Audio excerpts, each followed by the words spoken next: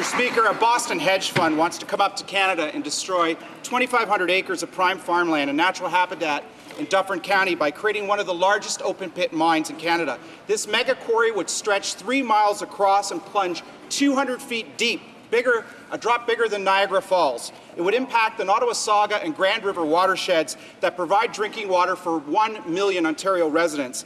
It would pump 600 million litres of water a day. That's almost the same amount of water used by almost 20% of Ontario's residents. The Suzuki Foundation and local conservation authorities have expressed concern. Mr. Speaker, this is an environmental disaster in the making. We need a federal environmental assessment. We also need a federal panel to review the environmental effects on transboundary waters of Lake Huron and Lake Erie.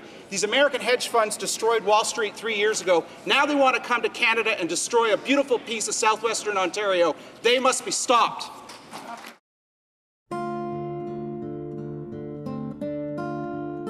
The people who want to build this quarry have bought 8,000 acres, and it's pretty clear that they plan to use those 8,000 acres. In the current application, they're talking about 2,300 acres.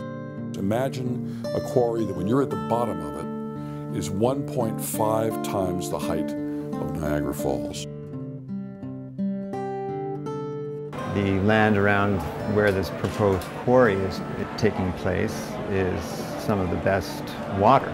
I am shocked at the thought of millions of liters every day being pumped out, that they're going to drill below the water table, the impact it will have on our watersheds. Water is vital to our existence. The amount of water, as per the application, is 600 million liters every day in perpetuity. You cannot recirculate that water in its original form.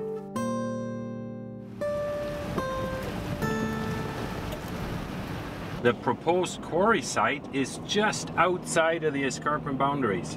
I don't know how people can say it would not affect the Niagara Escarpment. All the water from there runs right through the escarpment. That's the thing with humans, you know, they think like, you know, you can put that's the border, that's where it stops, and here it's where it begins, you know? Yeah. A lot of us have been led to believe that the big battle in the 21st century is going to be over petroleum. But I'm convinced that the real battle is going to be over water. We live for thousands of years without petroleum. We can live weeks and months without food, but you can't live more than a few days without water.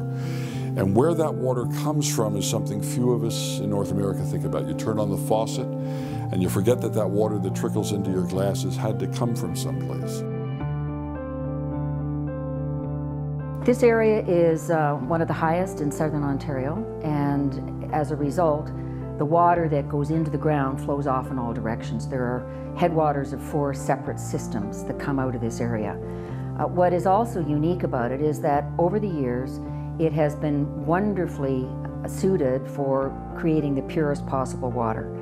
It filters through soil, it filters through overburden before it hits some rock. The development will have a profound effect on the Grand River, the Saugeen, the Pretty River, the Noisy, the Mad, the Pine River subwatershed, and the Nottawasaga River. There is major concern that the temperature of these various rivers will be affected, and since many of them are cold water fisheries, that will have direct impact on that fish habitat.